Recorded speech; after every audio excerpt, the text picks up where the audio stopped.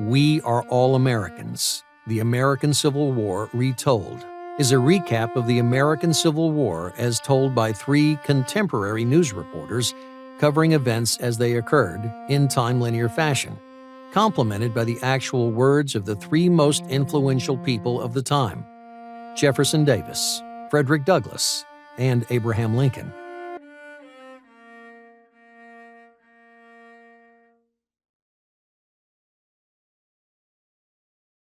Notice: the following is a recreation of an important historical event. In order to maintain authenticity and remain true to the historical record, there has been no editing of the actual written or spoken words. The reader may find some language to be offensive and some photographs to be unsettling. Discretion is advised.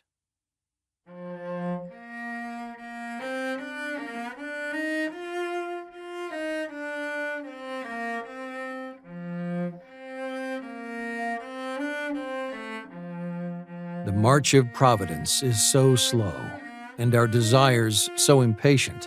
The work of progress is so immense, and our means to aid it so feeble. The life of humanity is so long, and that of the individual so brief, that we often see only the ebb of the advancing wave, and we are thus discouraged. It is history that teaches us to hope. Robert E. Lee.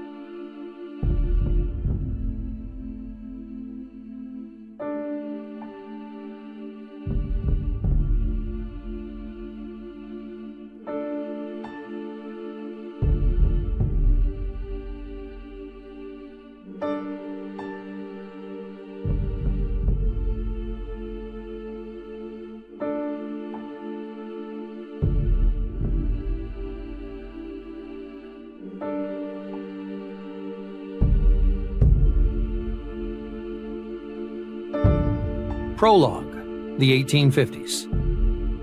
The 1850s began with the passage of the Fugitive Slave Act as part of the Compromise of 1850 that sought to quell sectional discord and keep the Union intact. The act required officials and citizens of free states to cooperate in the return of escaped slaves. For those Americans at the silent center of the slavery question, it forced them to support slavery in their own supposedly free backyards. The act was so emotionally contentious that it helped the abolitionist movement gain considerable traction among a wide swath of Northerners. Taking a cue from Henry David Thoreau's Civil Disobedience, 1849, many free states enacted personal liberty laws or other devices to effectively nullify this federal law. The conscience of the North began to move towards abolitionism. In 1852, Harriet Beecher Stowe's Uncle Tom's Cabin gave the movement a shove by personifying the cruelty of slavery. It sold 300,000 copies in its first year, the equivalent of what would be 5 million today. The United States would never be the same. Frederick Douglass was an escaped slave. With a gift of oratory and literary eloquence, Douglass became an international celebrity speaking in Ireland and Britain. He returned to the U.S. in 1847 to save his brethren in bondage through speeches and anti-slavery publications. In 1852, the ladies of the Rochester Anti-Slavery Sewing Society invited Douglass to deliver an Independence Day address.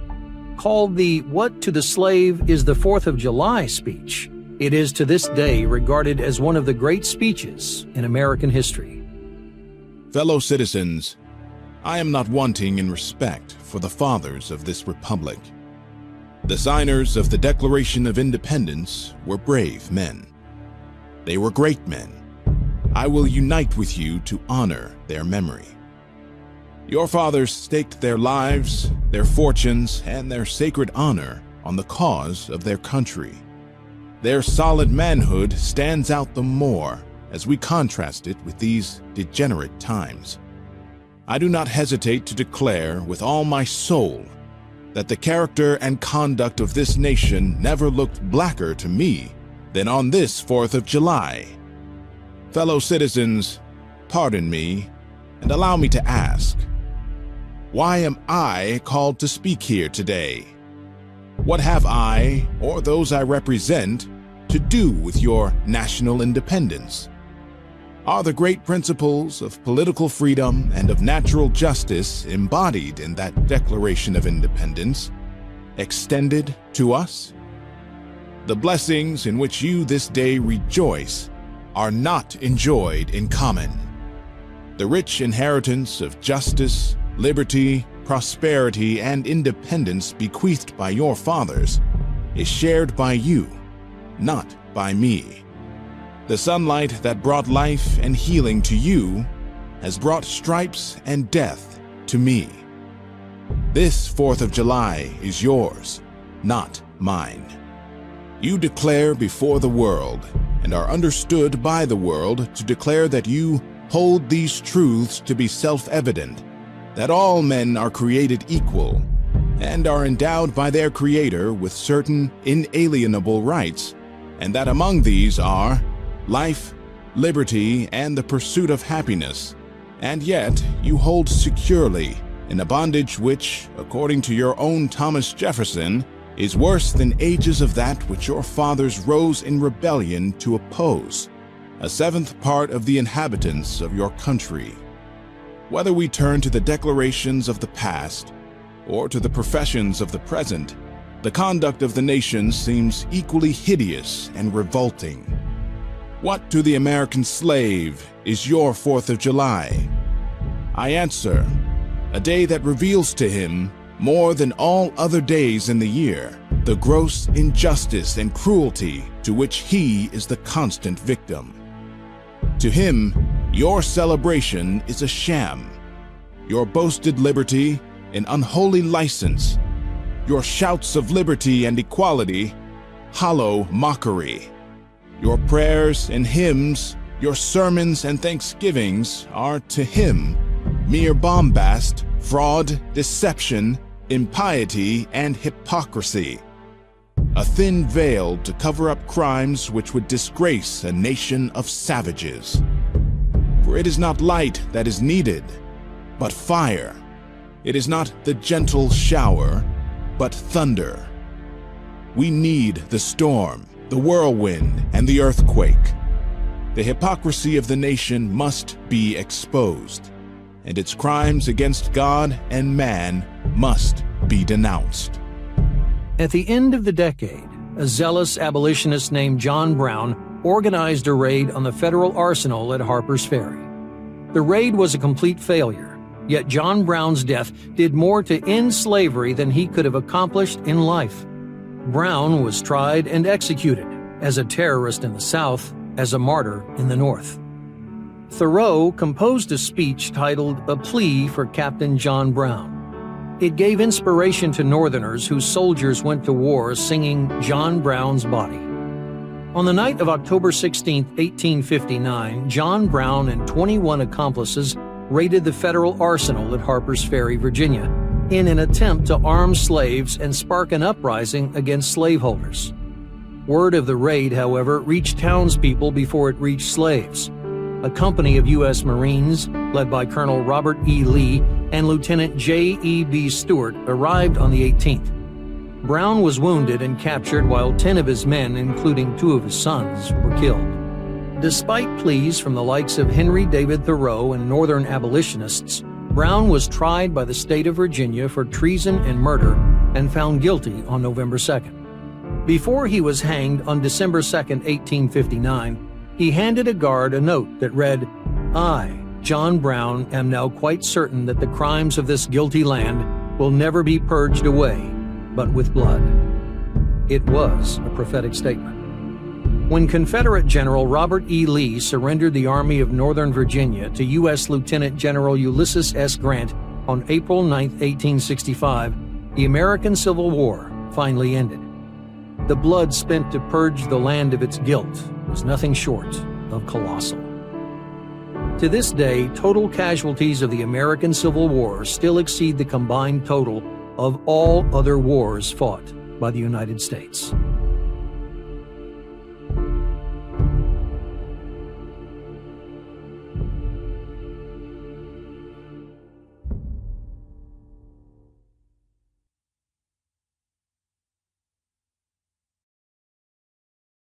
November 7, 1860.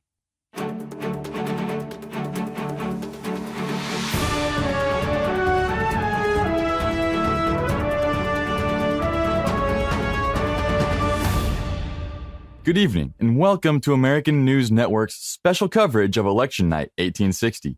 Carter Anderson reporting. This is truly a historic night as Northerners turned out in near all-out fashion to elect Abraham Lincoln the next and 16th President of the United States. Overall, 82% of eligible voters cast a ballot. Mr. Lincoln, running on a platform to limit the extension of slavery in the territories, but not in those states where slavery already exists, defeated his old foe, Senator Stephen A. Douglas. Mr. Lincoln, who garnered national fame while debating Mr. Douglas for the Illinois State Senate office in 1858, won the electoral votes of every free state except New Jersey, which went to Mr. Douglas. However, there is another side to this story, one that portends some trying days ahead for the country. For that report, we go to Jackie Chase at Republican campaign headquarters in New York. Thank you, Carter. You are indeed correct. This election may be a defining moment in the American democratic experiment. If we look at the results on the map, we can see just how divided the country is. While Mr. Lincoln swept the North, he won only 40% of the popular vote. In Missouri, Kentucky, Maryland, and Delaware, Mr. Lincoln won only 2 of 996 counties. The Northern Democratic nominee, Senator Douglas, won 30% of the popular vote, leaving him just 480,000 votes shy of Mr. Lincoln. Mr. Douglas, known as the Little Giant, ran on a platform that appealed to those who fear a Republican victory will bring an end to the Union. Many of the Republican campaign workers I spoke to tonight said that Mr. Lincoln is like them, a common man with a humble beginning who taught himself to read, eventually becoming a lawyer who argued before the Supreme Court. From the time he was a congressman, Mr. Lincoln has remained steadfast in his opposition to the expansion of slavery and its moral failings. They trust he will not let them down and capitulate to the power of slave owners as prior presidents have done before. Thank you, Jackie. It does appear that Northerners declared with their votes that the matter of slavery needs to be settled now. For the past several decades, Southern leaders have threatened secession if they did not get their way. These threats became more thunderous over the past few months as early voting favored Mr. Lincoln. Will we now see Southerners turn those threats into action? For more on Southern reaction to Lincoln's election, let's go to Danielle Burke at Southern Democratic headquarters in Richmond, Virginia. Carter, the reaction here to the election results can best be described as outraged and defiant. Southern leaders say that Lincoln as president means tyranny in the South. Though Mr. Lincoln has stated publicly he is not an abolitionist, Southerners apparently do not trust him. The Richmond Examiner's lead story says, the party founded on the single sentiment of hatred of African slavery is now the controlling power. And the New Orleans Delta declared, no one should be deluded that the Black Republican Party is a moderate party. In fact, it is essentially a revolutionary party. Danielle, the Republicans have gained power through lawful constitutional means. If slave states secede, wouldn't they be the revolutionaries? That is a good question. Throughout history, revolutions, including our own, typically attempt to change the status quo. Should any slave state actually secede, it will be to protect the status quo. Along those lines, we just got word that the governor of South Carolina has called the state legislature into special session tomorrow to consider secession. Mr. Lincoln does not take the oath of office until March 4th, 1861, 4 months from now. That seems like an eternity with how quickly events are unfolding. The deed is now done, and a new order of events connected with the great question of slavery is now fairly opening upon the country, the end whereof the most sagacious and far-sighted are unable to see and declare. It was a contest between sections, North and South, as to what shall be the principles and policy of the national government in respect to the slave system of the 15 Southern states. For 50 years, the country has taken the law from the lips of an exacting, haughty, and imperious slave oligarchy. The masters of slaves have been masters of the Republic. Their authority was almost undisputed, and their power irresistible. They were the president-makers of the Republic, and no aspirant dared to hope for success against their frown. Lincoln's election has vitiated their authority and broken their power. It has taught the North its strength and shown the South its weakness. More important still, it has demonstrated the possibility of electing, if not an abolitionist, at least an anti-slavery reputation to the presidency of the United States. The years are few since it was thought possible that the Northern people could be wrought up to the exercise of such startling courage.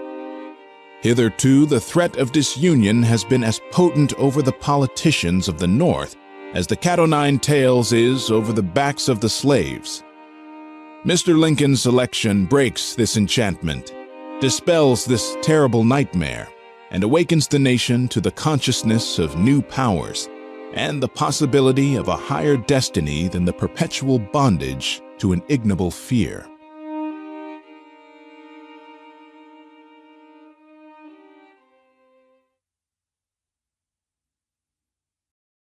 December 3rd, 1860.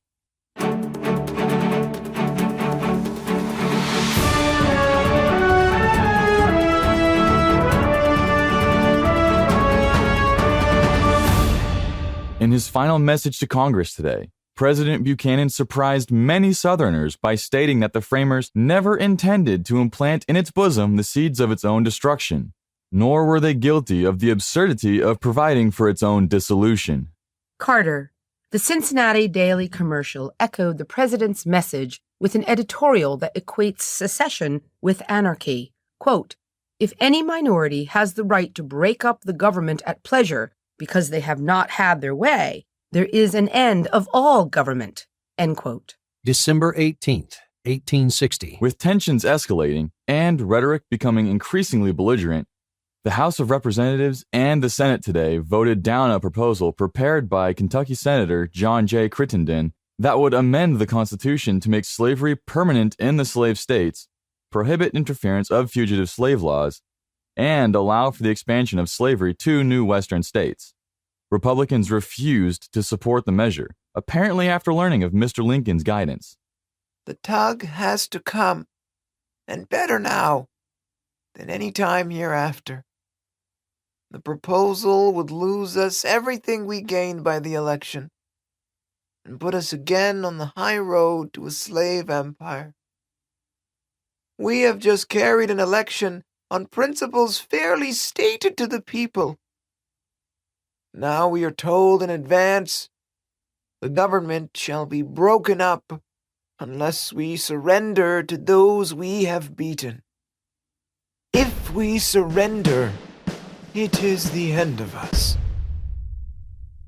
The time for compromise has now passed. The South is determined to maintain her position and make all who oppose her smell Southern powder and feel Southern steel. December 20th, 1860. This is Danielle Burke reporting from Charleston, South Carolina, where a celebration is underway following a unanimous vote by the delegates to the Convention of the People of South Carolina to secede from the United States. 8 military companies paraded down Main Street under a shower of rockets and fireworks while the band played the Marseillaise. Governor Pickens was serenaded at the Mills House by a buoyant crowd. He promised to reopen the African slave trade, declare white men the ruling race, and punish summarily and severely, if not with death, any person caught espousing abolitionist views. December 26th, 1860. This is Jackie Chase from Washington, D.C. At precisely the noon hour today in Charleston Harbor, the Stars and Stripes was raised on a flagpole at Fort Sumter by the federal garrison that left Fort Moultrie under the dark of night under the leadership of Major Robert Anderson. Robert Anderson, born in Kentucky and raised in Virginia, is the son of a Revolutionary War soldier who actually defended the same fort more than 80 years ago. The major led his men from a certain defeat at Fort Moultrie to a much safer and stronger Fort Sumter, completely surprising the South Carolina militia that had Moultrie surrounded. The actions by Major Anderson and his men have engendered pride across the North. January 11th, 1861. A unified Southern Confederacy is almost a reality this evening. Today, Alabama followed Florida yesterday and Mississippi on the 9th to become the second, third, and fourth states to declare independence from the Union. Alabama's Ordinance of Secession was passed in Montgomery to the accompaniment of bells, cannon fire, and whoops from the large crowd gathered outside the convention hall. January 19th, 1861. Georgia joined its Southern brethren today to become the 5th state to secede from the Union. January 26th, 1861. The Confederacy of the United States is quickly taking shape as word has just arrived in Washington that Louisiana voted to become the sixth state to secede. February 1st, 1861. Over the objections of Governor Sam Houston, who made clear his allegiance to the Union, the Texas legislature voted to secede. The result was never in question, as 70 votes were cast in favor of secession before a single nay was cast. February 11th, 1861. One day before his 52nd birthday, President-elect Abraham Lincoln boarded a train in Springfield, Illinois, to travel to Washington, D.C. today. Mr. Lincoln shook hands with well-wishers in the waiting room at the train station and then walked on to the rear platform of the passenger car. When he removed his hat, the rain trickled down his face, which quivered with emotion. I now leave, not knowing when or whether ever I may return. For the task before me greater than that which rests upon Washington. Without the assistance of that divine being who ever attended him, I cannot succeed. With that assistance, I cannot fail. Trusting in him who can go with me and remain with you and be everywhere for good, let us confidently hope that all will yet be well. To his care commending you, as I hope, in your prayers, you will commend me. I bid you an affectionate farewell. February 14th, 1861. The Confederacy has its first leader this morning, following the election of Jefferson Davis as president by a unanimous vote at the National Convention in Montgomery yesterday. I enter upon the duties of the office to which I have been chosen, with the hope that the beginning of our career as a Confederacy may not be obstructed by hostile opposition to our enjoyment of the separate existence and independence which we have asserted, and with the blessings of Providence intend to maintain. Our present condition, achieved in a manner unprecedented in the history of nations, illustrates the American idea that government rests upon the consent of the governed, and that it is the right of the people to alter or abolish governments whenever they become destructive of the ends for which they were established. If a just perception of mutual interest shall permit us peaceably to pursue our separate political career, my most earnest desire will have been fulfilled. But if this be denied to us, and the integrity of our territory and jurisdiction be assailed, it will but remain for us, with firm resolve, to appeal to arms and invoke the blessings of Providence on a just cause. March 4th, 1861.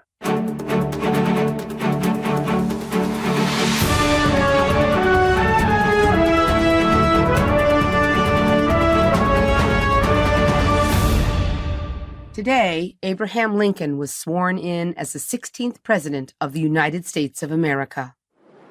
Here is the cause of the trouble. It is slavery, the sum of all villainies, on the one hand, and all the silent but mighty forces of nature on the other.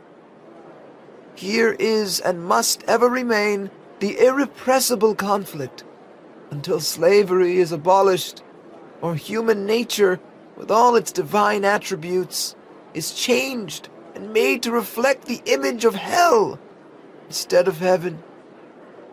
It is 72 years since the first inauguration of a president under our national constitution.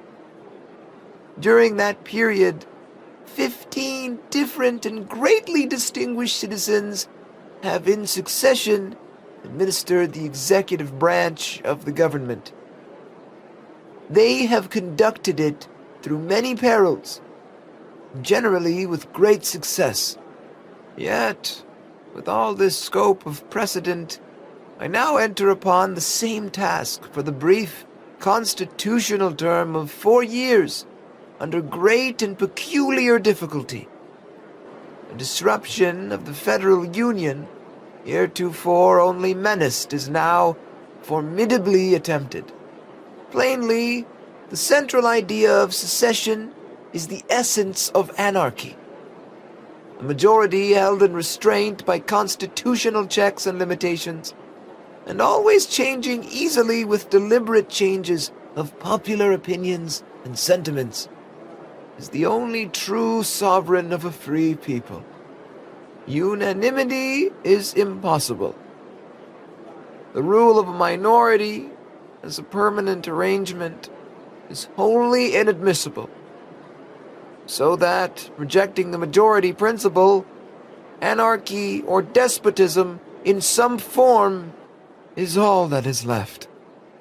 In your hands, my dissatisfied fellow countrymen, and not in mine, is the momentous issue of civil war.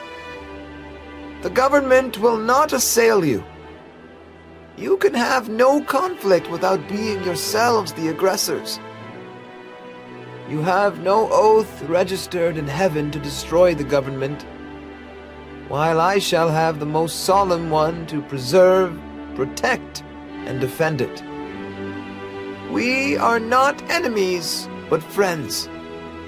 We must not be enemies. Though passion may have strained it, must not break our bonds of affection.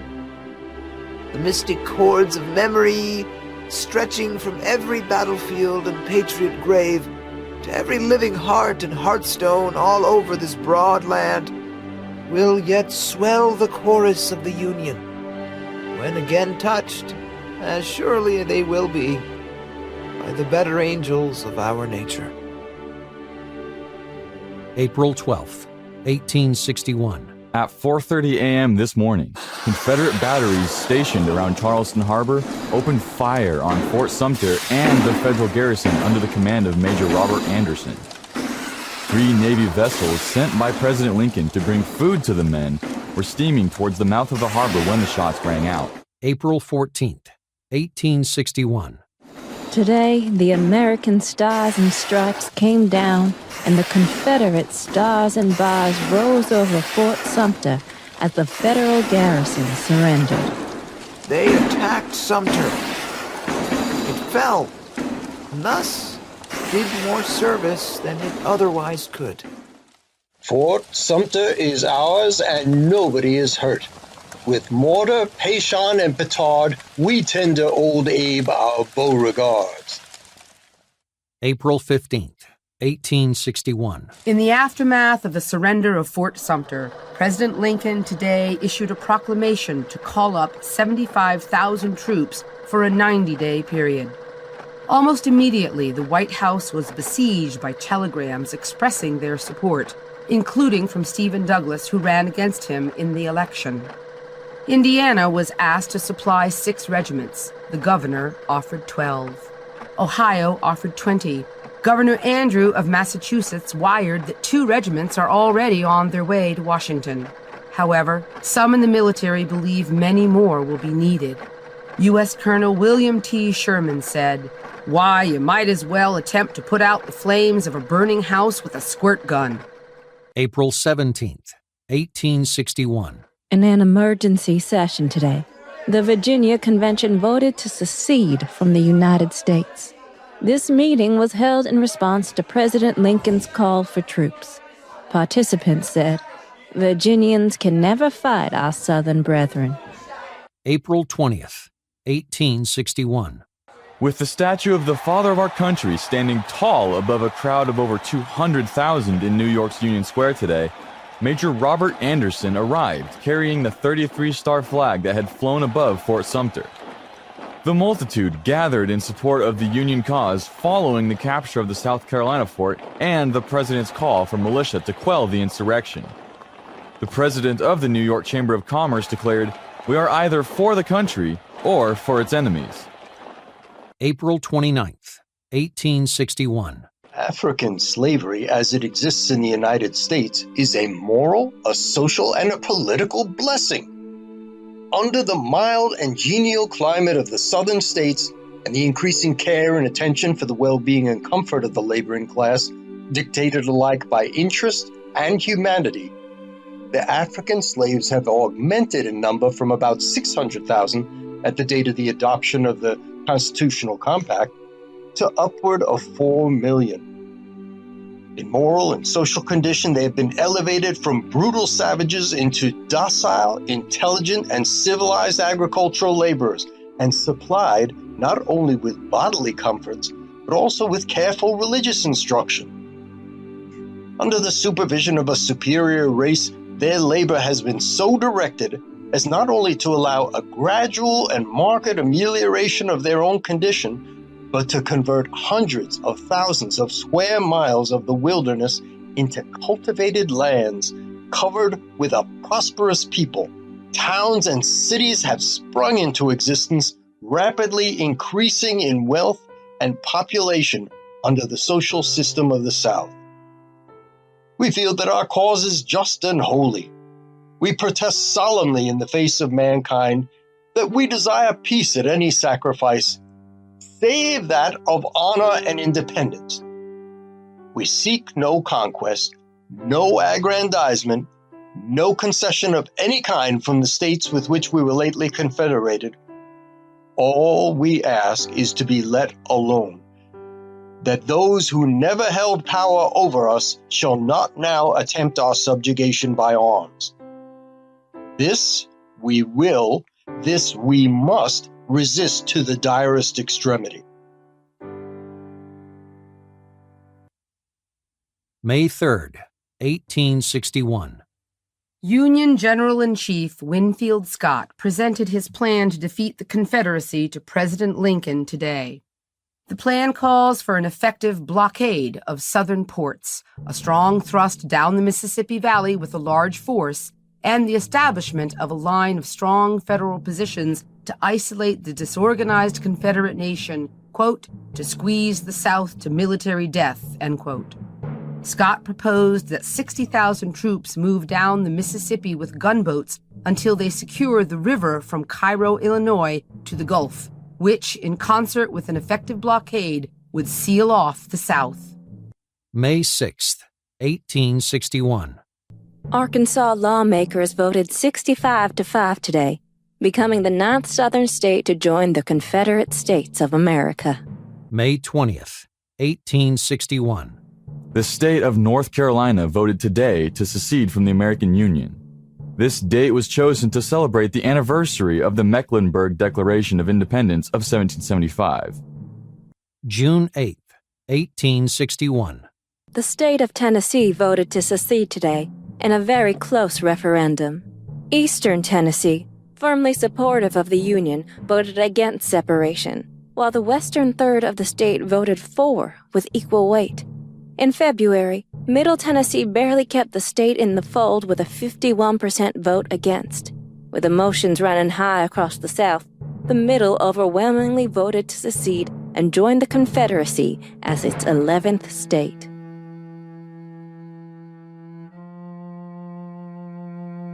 Slavery is the disease, and its abolition in every part of the land is essential to the future quiet and security of the country.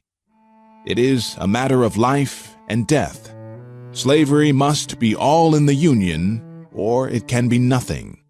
This is fully understood by the slaveholders of the Cotton States, and hence they can accept no compromise, no concession, no settlement that does not exalt slavery above every other interest in the country. If there is not wisdom and virtue enough in the land to rid the country of slavery, then the next best thing is to let the South go to her own place and be made to drink the wine cup of wrath and fire, which her long career of cruelty, barbarism, and blood shall call down upon her guilty head. The contest must now be decided, and decided forever, which of the two, freedom or slavery, shall give law to this republic. Let the conflict come. For this consummation we have watched and wished with fear and trembling. God be praised that it has come at last.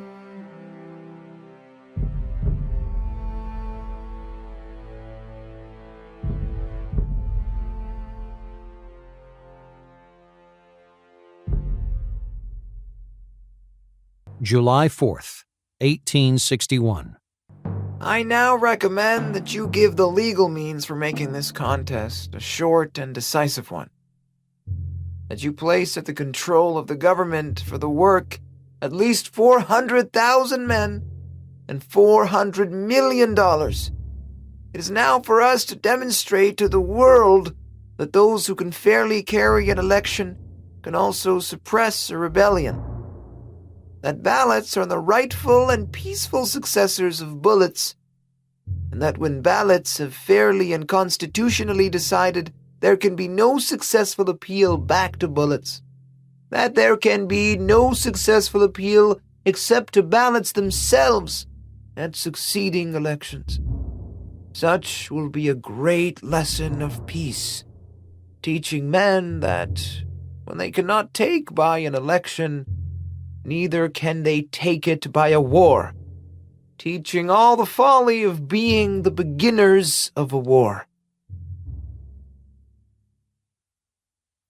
Secession belongs to a different class of remedies.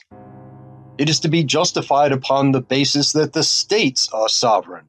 We have heard proclaimed the theory that all men are created free and equal, and the sacred Declaration of Independence has been invoked to maintain the position of the equality of the races. These were the great principles they announced. These were the purposes for which they made their declaration. These were the ends to which their enunciation was directed.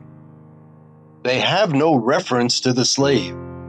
When our Constitution was formed, the same idea was rendered more palpable, for there we find provision made for that very class of persons as property.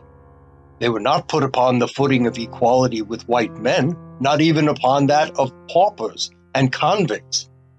But so far as representation was concerned, were discriminated against as a lower caste, only to be represented in the numerical proportion of 3/5. We recur to the principles upon which our government was founded, and when you deny them, and when you deny to us the right to withdraw from a government which threatens to be destructive of our rights, we tread in the path of our fathers when we proclaim our independence and take the hazard. This is done not in hostility to others, not to injure any section of the country, not even for our own pecuniary benefit, but from the high and solemn motive of defending and protecting the rights we inherited, and which it is our sacred duty to transmit unshorn to our children. July 21st, 1861. This is Jackie Chase reporting from Fairfax Courthouse, where reporters, congressmen, and civilians have gathered on this very hot and sultry morning to witness firsthand what appears to be a Union victory this morning as federal soldiers crossed Bull Run and attacked the Confederate left flank. General Irvin McDowell headquarters reports that Southern regiments are fleeing to the rear. This is Danielle Burke, embedded with Confederate forces at Henry House Hill, where a Virginia brigade under Colonel Thomas J. Jackson stopped the Union assault around noon.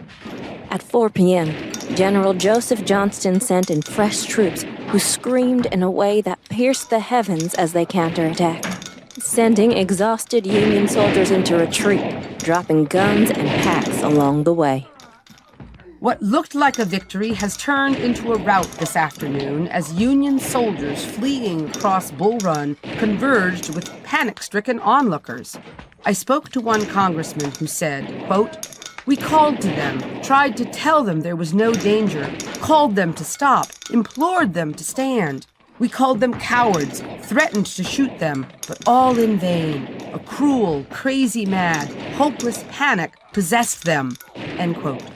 Anxious for news of the battle, President Davis arrived on the scene on horseback this afternoon. General Johnston returned from the front to declare victory. Soldiers are rejoicing. One observer said, "The victory secures our independence."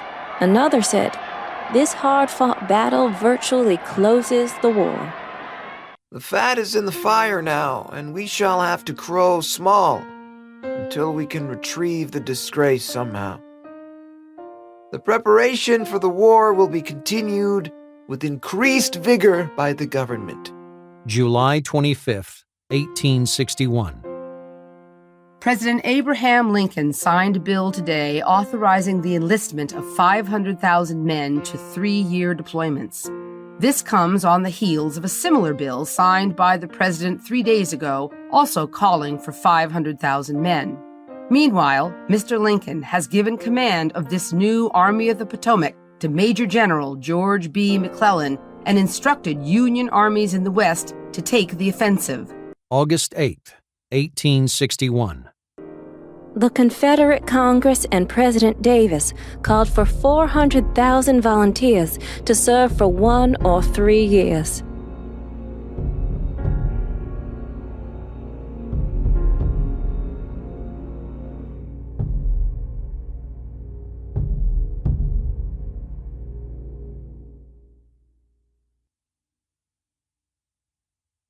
February 16th, 1862.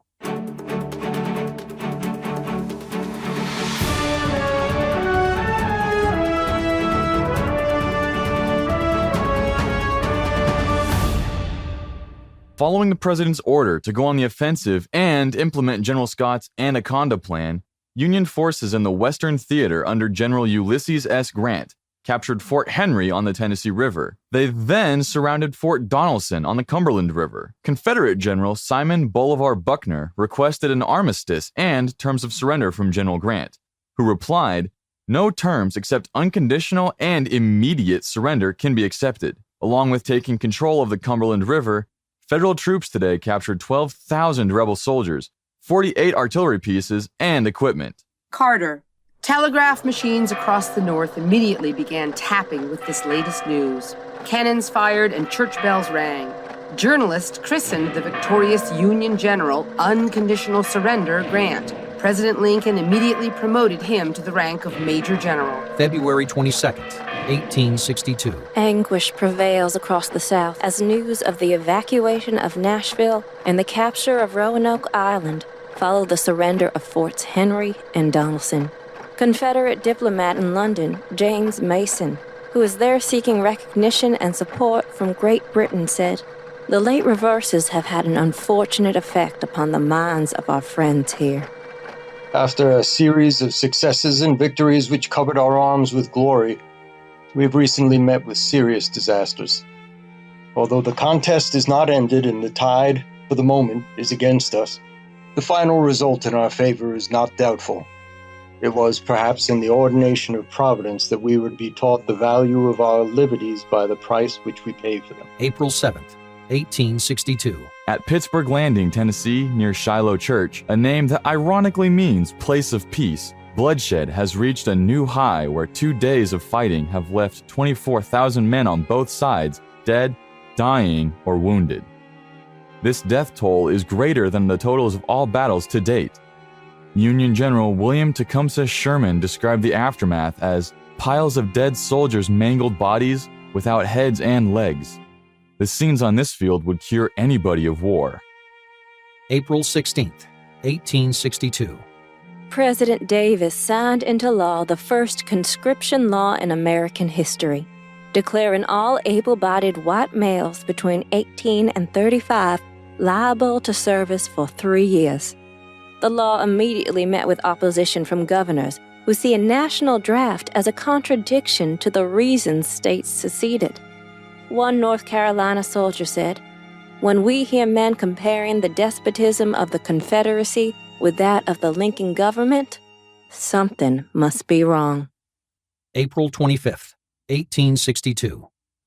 Today, the jewel of the Confederacy, the city of New Orleans, surrendered to Union naval forces commanded by Admiral David G. Farragut.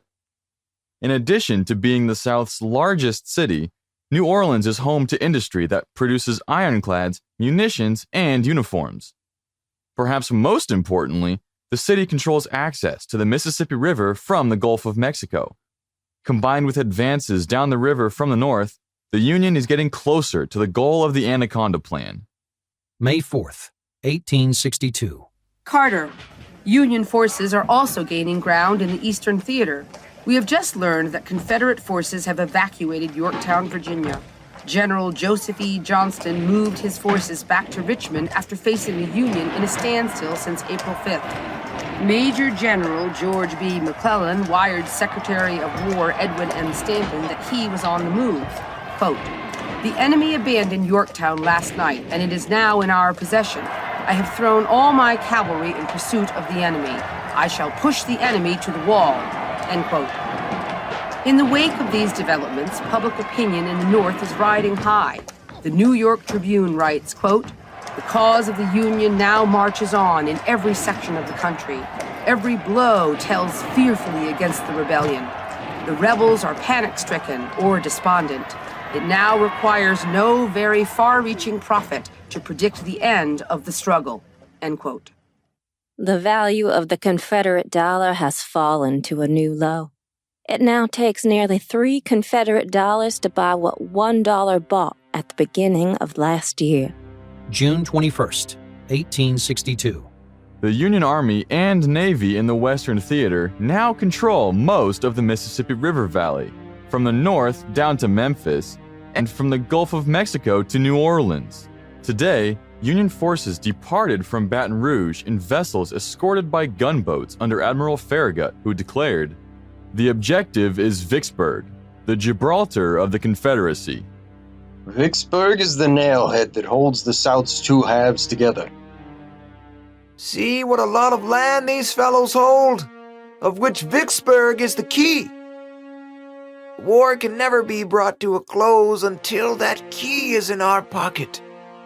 We can take all the northern ports of the Confederacy, and they can defy us from Vicksburg. As valuable as New Orleans will be to us, Vicksburg will be more so.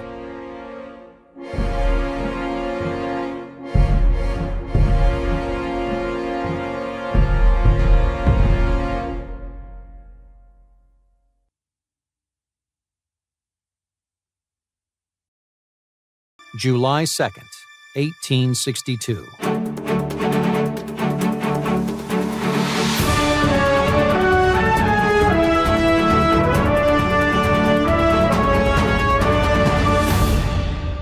A stunning reversal of fortunes has occurred over the past 7 days and through 6 major battles fought along the Virginia Peninsula.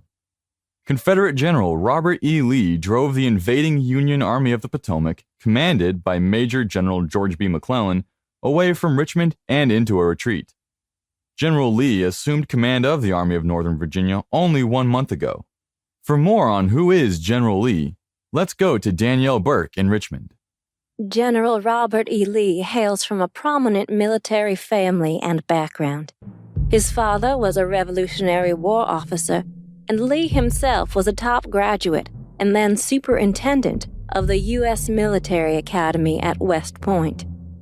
He distinguished himself during the Mexican-American War and commanded the troops at Harper's Ferry who captured John Brown and his followers.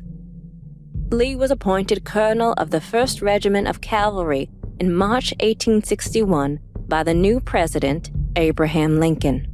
3 weeks later, Colonel Lee was offered the rank of Major General in the expanding army to fight the southern states that had left the Union. When Virginia seceded, Lee chose Virginia and resigned from the army on April 20th. Southern editorials immediately objected to this appointment, describing him as timid. This may be partly due to Lee's outspoken objection to the secession at the beginning of the war, denouncing it as revolution and a betrayal of the efforts of the founders. Lee stated, "I can anticipate no greater calamity for the country than a dissolution of the Union." July 10th, 1862. Over the past 2 weeks, both North and South demonstrated an extraordinary capacity to fight on despite persistent stress and exhaustion. Casualties have been very high for both armies. After a successful start on the peninsula that foretold an early end to the war, Northern morale has taken a body blow from McClellan's retreat. But, as we have seen throughout the conflict, President Lincoln seems to dig deeper after Union setbacks. This war can no longer be fought with elder stock squirts charged with rose water.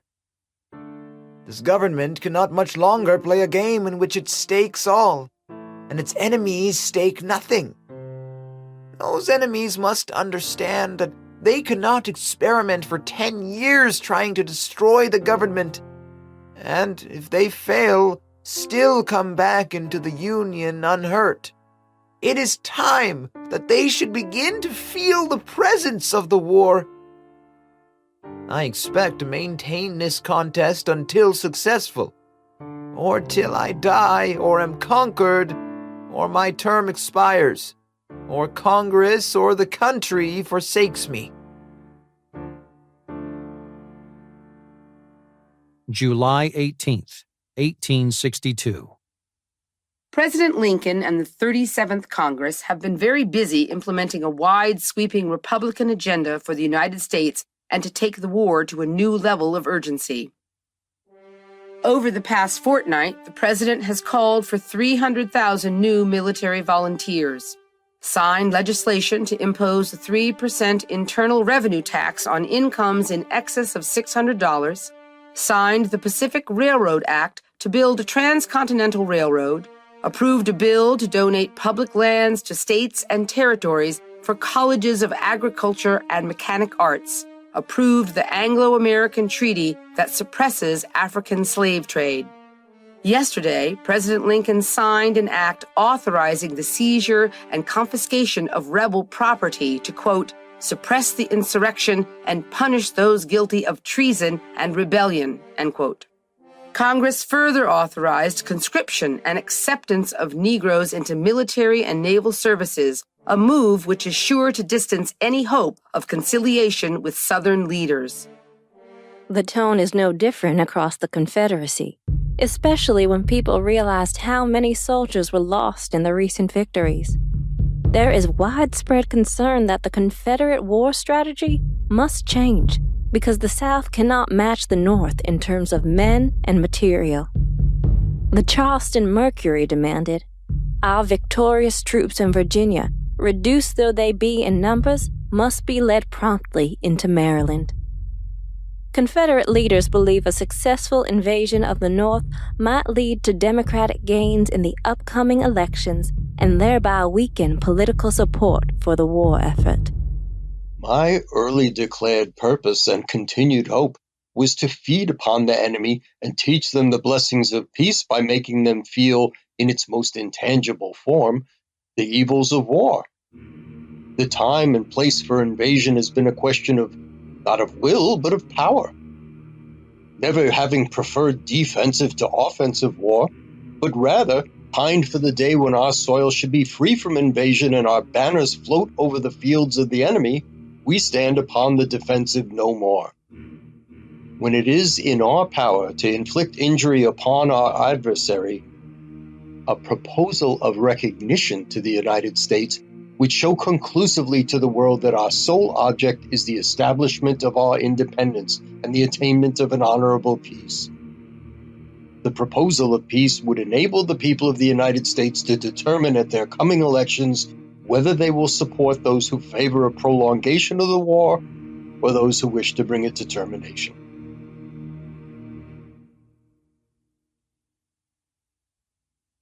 Men have their choice in this world. They can be angels, or they may be demons. Just what takes place in individual human hearts often takes place between nations and between individuals of the same nation. Such is the struggle now going on in the United States. The slaveholders had rather reign in hell than serve in heaven.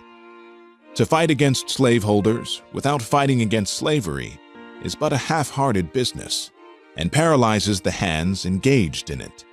The strength of the rebels, the vigor with which they prosecute the war, the deadly hate towards the North, the employment of slaves to do the drudgery of the rebel army and to shoot down the government troops, the fact that this is a slaveholders' rebellion and nothing else, all point out slavery as the thing to be struck down as the best means of the successful and permanent establishment of the peace and prosperity of the nation.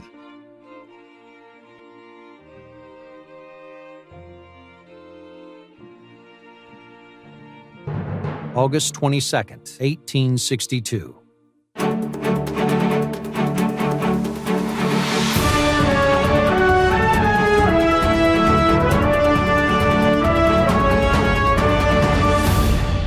President Lincoln responded to an open letter published in the New York Tribune on the 19th by its editor, Horace Greeley, titled The Prayer of 20 Millions. Greeley, who has been both supportive and critical of the president's actions, passionately called on the president to declare emancipation for all slaves in Union-held territory. Greeley wrote that it is, quote, preposterous and futile to try to put down the rebellion without destroying slavery.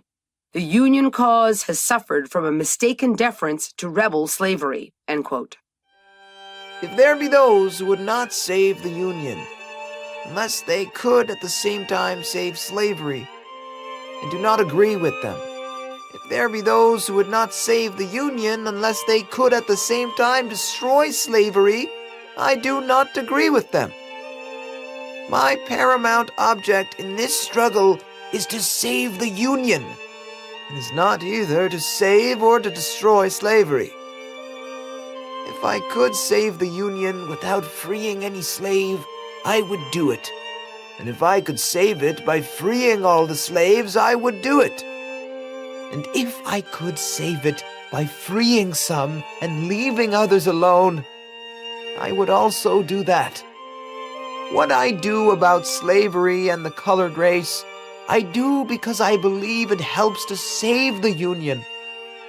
And what I forbear because I do not believe it would help to save the Union.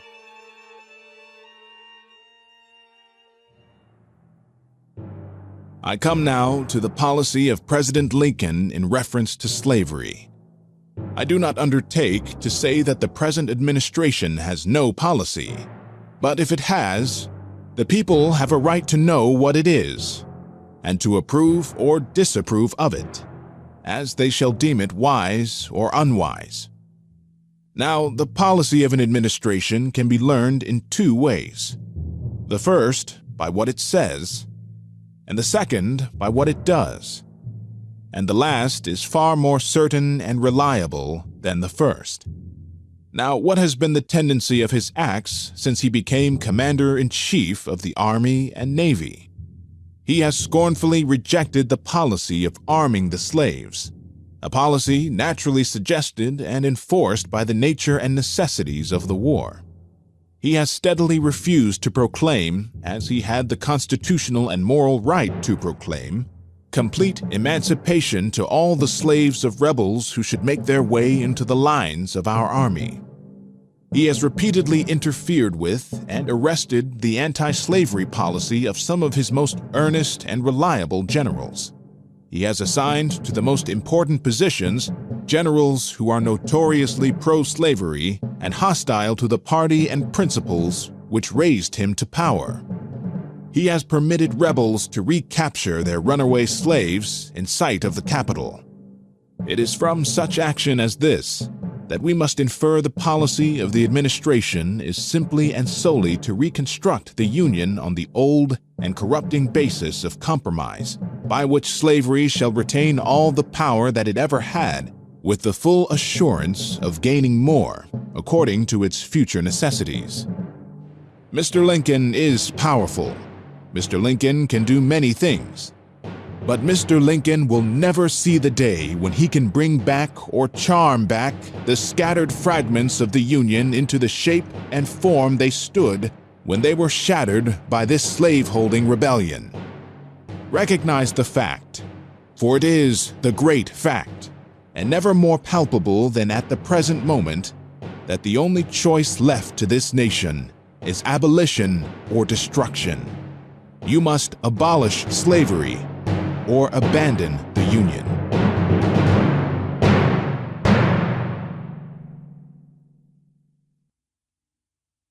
September 18th, 1862.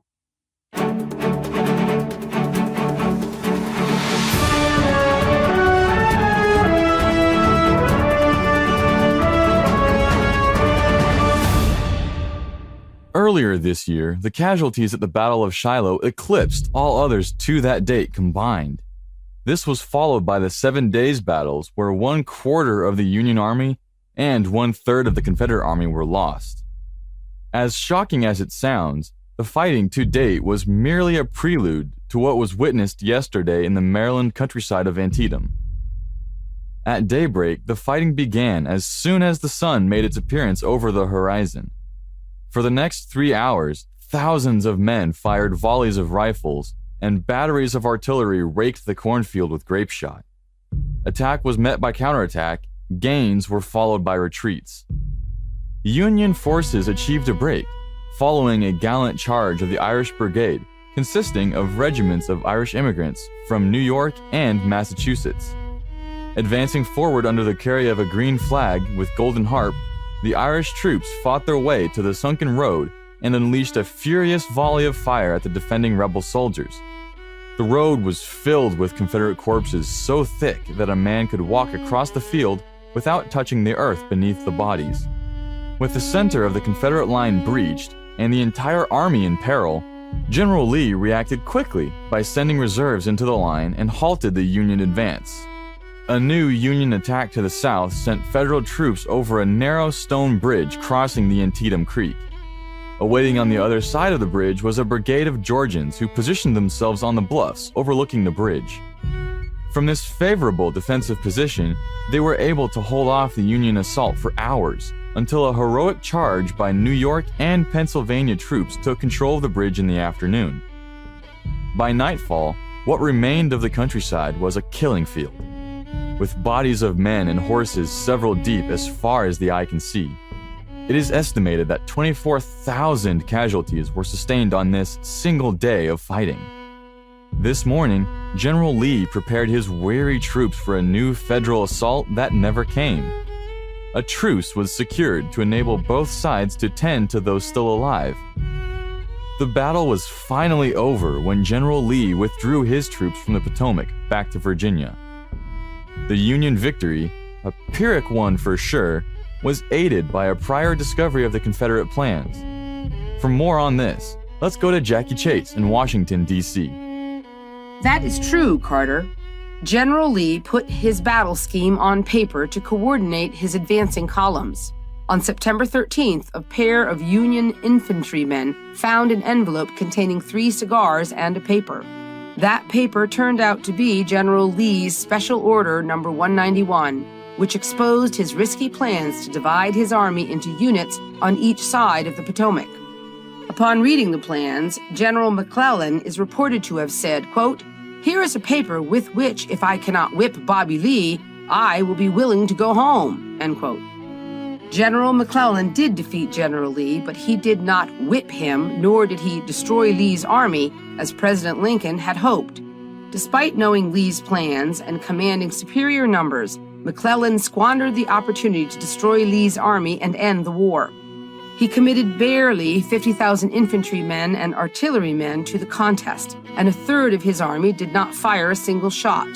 Though his men repeatedly drove the Army of Northern Virginia to the brink of disaster, exhibiting extraordinary feats of gallantry and heroism, McClellan allowed Lee to escape back to Virginia.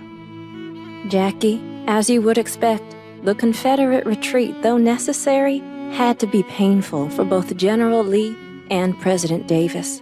The invasion of Maryland was a daring attempt to dramatically change the tenor of the war, as well as better provide for the resource-deficient troops. The bountiful fields of Maryland and Union warehouses of shoes and supplies contributed to the decision. Moreover, a victory on Union soil could have hastened the war's end by garnering international recognition and stifling Northern support of the war. However, as great were the possibilities, so too were the consequences. Lee simply could not afford significant losses to his army, which is exactly what happened.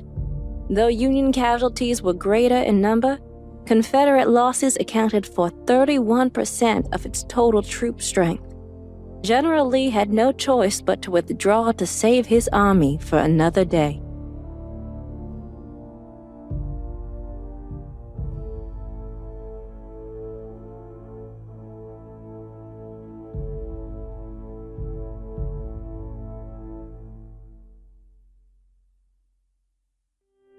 September 22nd, 1862.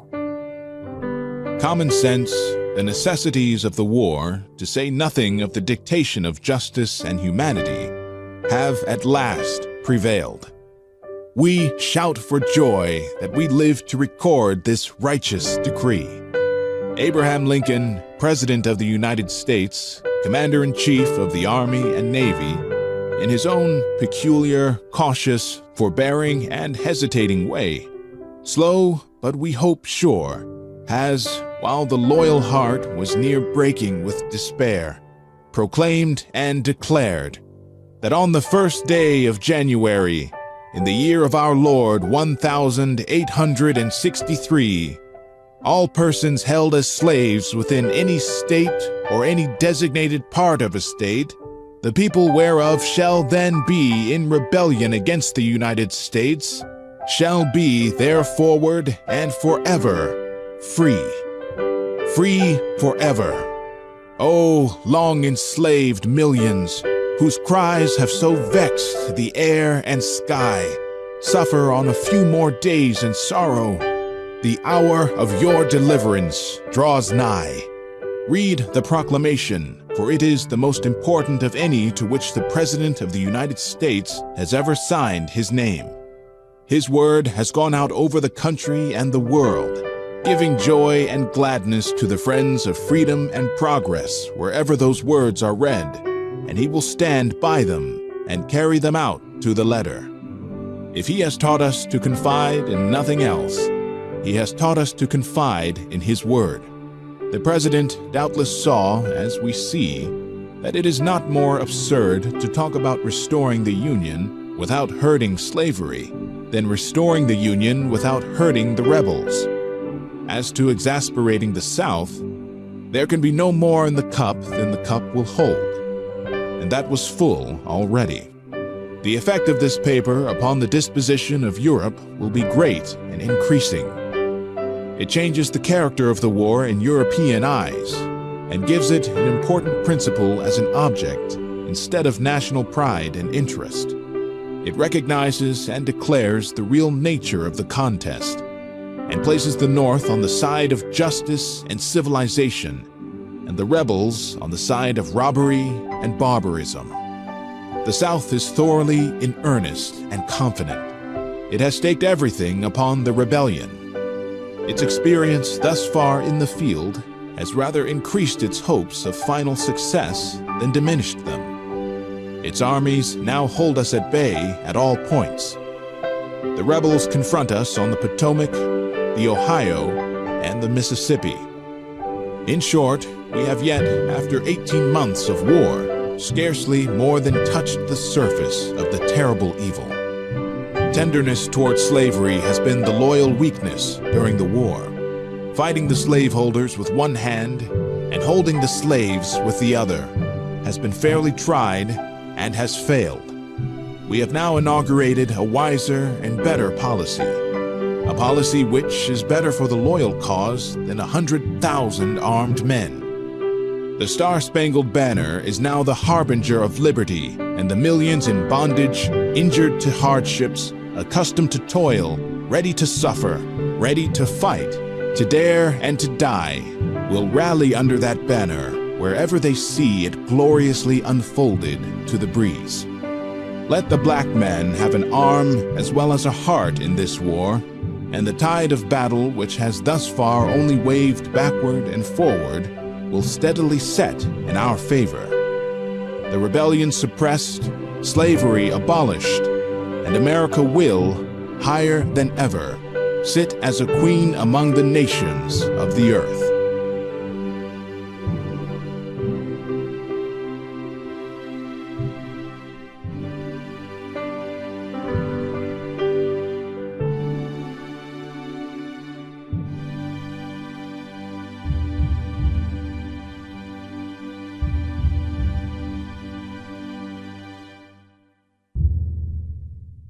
November 4th, 1862.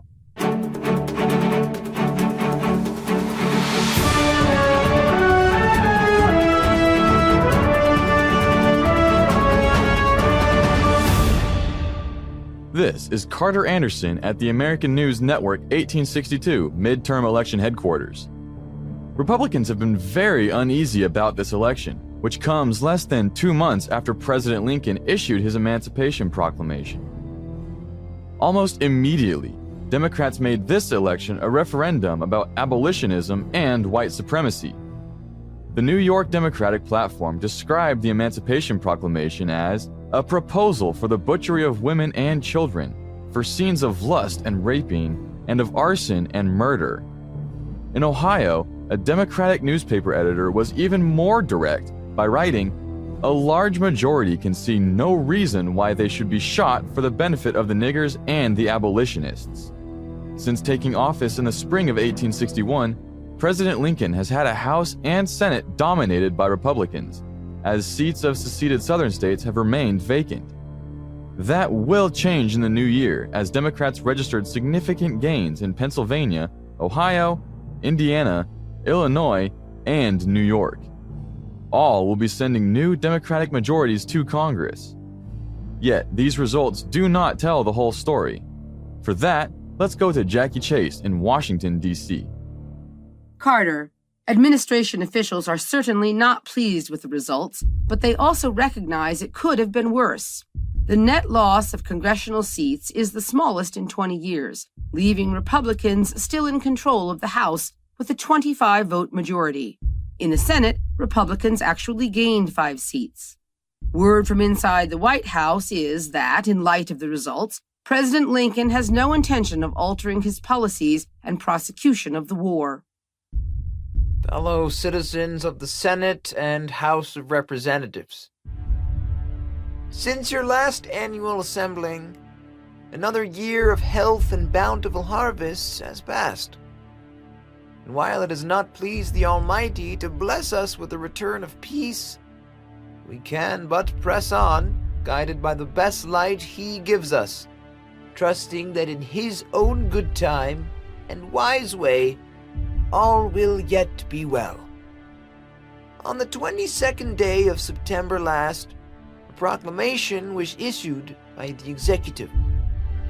Our strife pertains to ourselves, to the passing generations of men, and it can, without convulsion, be hushed forever with the passing of one generation. Without slavery, the rebellion could never have existed. Without slavery, it could not continue. The dogmas of the quiet past are inadequate to the stormy present. The occasion is piled high with difficulty, and we must rise with the occasion. As our case is new, so we must think anew and act anew. We must disenthrall ourselves, and then we shall save our country. Fellow citizens, we cannot escape history. We of this Congress and this administration will be remembered in spite of ourselves. No personal significance or insignificance can spare one or another of us. The fiery trial through which we pass will light us down, in honor or dishonor, to the latest generation. We say we are for the Union. The world will not forget that we say this. We know how to save the Union. The world knows we do know how to save it. We, even we here, hold the power and bear the responsibility. In giving freedom to the slave, we assure freedom to the free, honorable alike in what we give and what we preserve. We shall nobly save or meanly lose the last best hope of earth. Other means may succeed, this could not fail.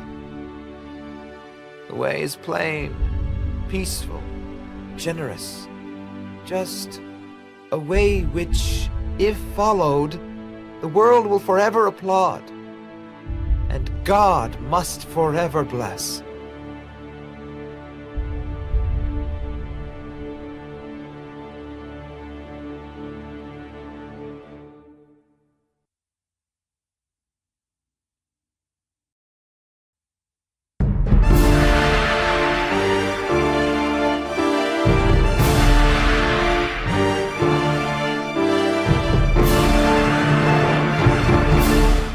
Chapter 11. Carousel of Generals. While the Confederate Army of Northern Virginia is commanded ably and consistently by General Robert E. Lee, President Lincoln is anything but satisfied with the leadership of the Union Army of the Potomac. With the midterm election behind, Lincoln replaces General George B. McClellan, the darling of the Democratic Party, who publicly stated his intention to become president, if not dictator. He turns to General Ambrose Burnside with the advice to aggressively pursue Lee. Burnside fails miserably and is replaced. November 5th, 1862.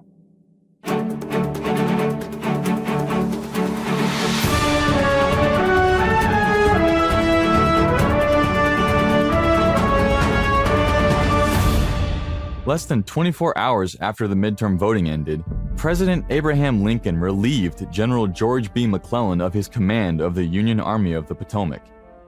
Given the popularity of Little Napoleon, the president could not have taken this action before the election, despite his persistent frustration with the general's willingness to fight. General McClellan was initially given command of the army after the loss at Bull Run in July 1861. McClellan quickly got to work providing the men with proper military training and instilling in them a remarkable esprit de corps.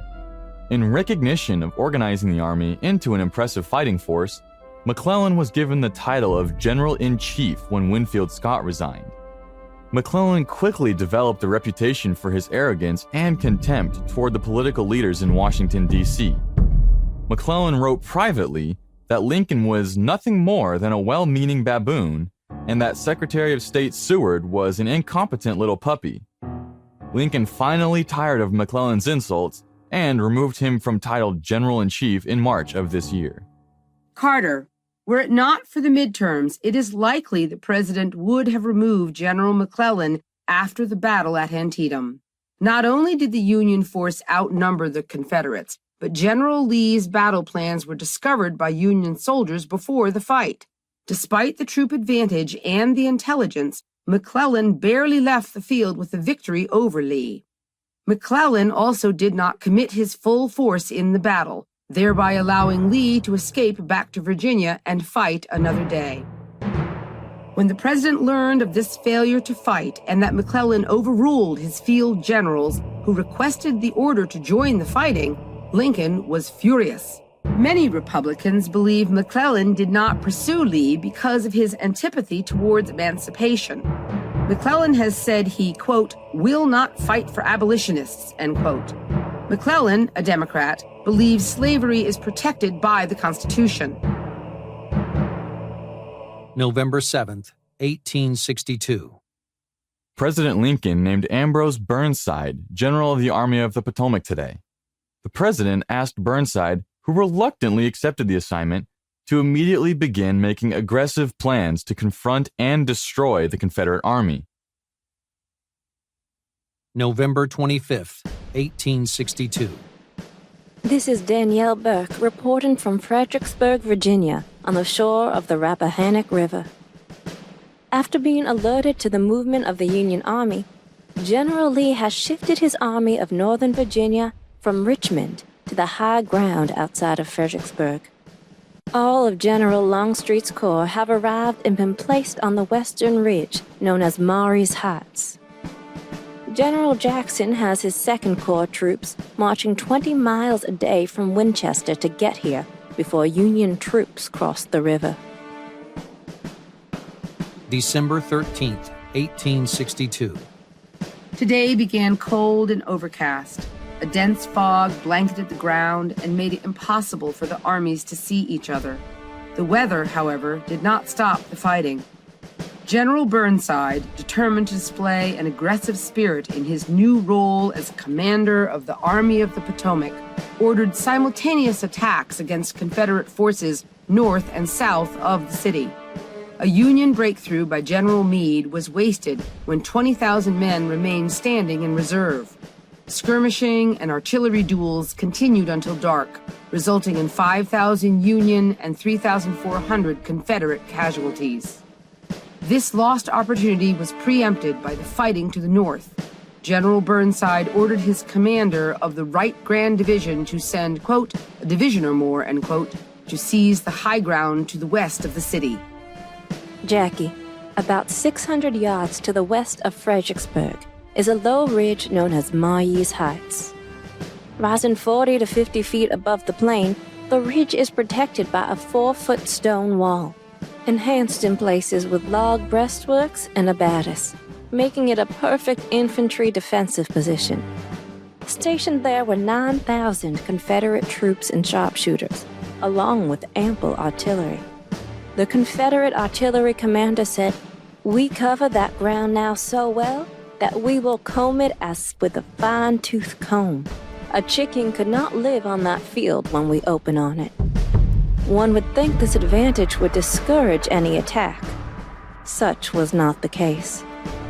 A Federal brigade burst toward Maries Heights and the stone wall, then another and another until 3 entire divisions had hurled themselves at the Confederate bastion. In 1 hour, the Army of the Potomac lost nearly 3,000 men. But the madness continued. Danielle, it is clear now that General Burnside either overestimated his forces or underestimated the enemy's position, or perhaps both, as more Union assaults tested the impossible. Each blue wave crested short of the goal. Not a single Union soldier laid his hand on the stone wall. One Federal soldier said, quote, "Men fell like leaves in autumn. It seems miraculous that any of us escaped at all," end quote. It was only when darkness shrouded the battlefield that, at last, the guns fell silent. December 15th, 1862. The White House received news this evening of a devastating loss at Fredericksburg. Today, federal forces retreated across the river, ending the Fredericksburg campaign in defeat. Casualties sustained by each army showed clearly how disastrous the Union Army's tactics were. The Union Army sustained the loss of over 12,000 men, more than twice that lost by the Confederates. The South erupted in jubilation over their great victory. The Richmond Examiner described it as a stunning defeat to the invader, a splendid victory to the defender of the sacred soil. Northern reaction has been fierce. The Cincinnati Commercial wrote, "It can hardly be in human nature for men to show more valor, or generals to manifest less judgment than were perceptible on our side." Pennsylvania Governor Andrew Curtin told the president, "It was not a battle, it was a butchery." Curtin reported that the president was heartbroken at the recital. January 26th, 1863. This is Jackie Chase coming to you from the White House in Washington, D.C. After a disastrous and bloody defeat at Fredericksburg and a failed second offensive bogged down by winter rains, General Ambrose Burnside asked the president to have several officers who were openly insubordinate be relieved of duty and court-martialed. Absent that, the general offered to resign. Today, President Lincoln chose the latter option and replaced him with Major General Joseph Hooker, one of the officers who had conspired against Burnside.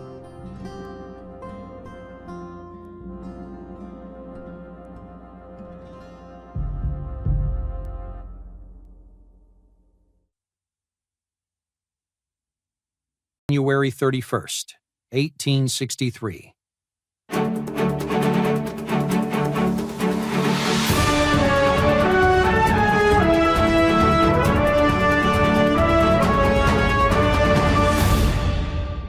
In issuing the proclamation, Mr. Lincoln made the abolition of slavery a war aim to save the Union. The Emancipation Proclamation seeks to destroy an institution that has been an integral part of life in the South for over 200 years. Thomas Jefferson said of slavery, "We have the wolf by the ear, and we can neither hold him nor safely let him go. Justice is in one scale, and self-preservation in the other." That wolf is now free, and Southern society built on a foundation of slavery is now at risk of ruin, unless the Confederacy can achieve independence by defeating the Union on the battlefield.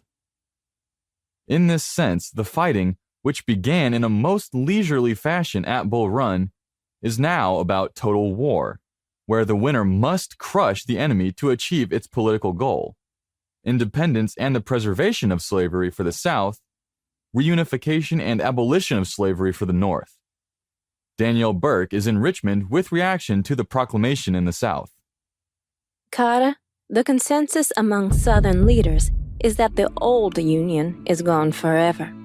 If there are any illusions of a peaceful reconciliation with the North, they are now delusions. This makes the fight for independence that much more urgent. The ante has been raised. The only way forward now to protect the Southern way of life is, as you said, to go all in on the war, until there are no more Confederate soldiers left standing.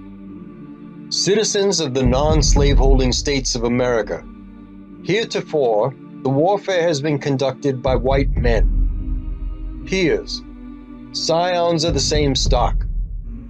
But the program has been changed, and your rulers, despairing of a triumph by the employment of white men, have degraded you and themselves by inviting the cooperation of the black race. Now therefore, as a compensatory measure, I do hereby issue the following address to the people of the non-slaveholding states. On and after February 22nd, 1863, all free Negroes within the limits of the Southern Confederacy shall be placed on slave status and deemed to be chattels, they and their issue forever.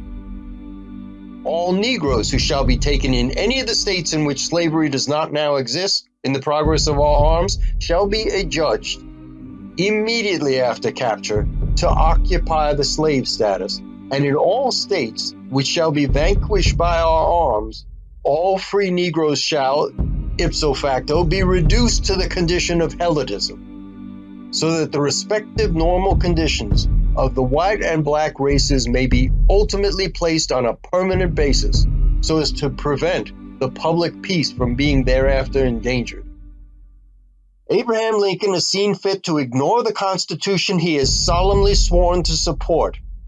It ought not be considered polemically or politically improper in me to vindicate the position which has been at an early day of this Southern Republic assumed by the Confederacy, namely, that slavery is the cornerstone of a Western Republic.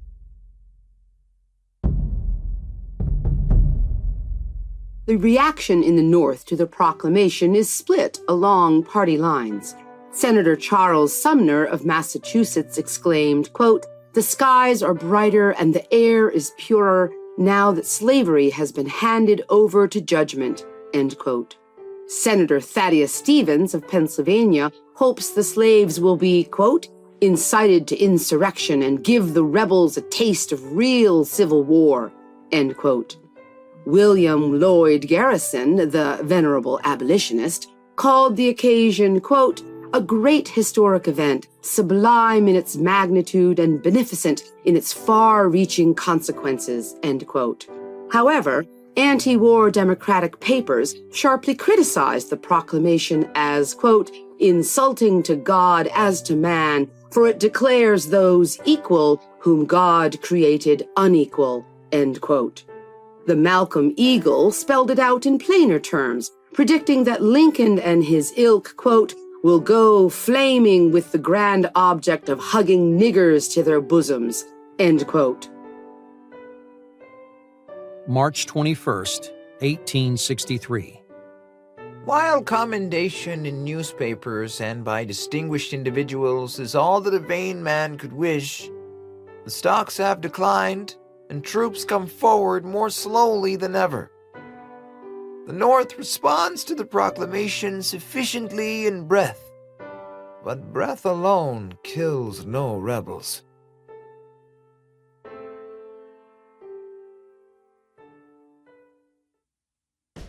When first the rebel cannon shattered the walls of Sumter and drove away its starving garrison, I predicted that the war then and there inaugurated would not be fought out entirely by white men.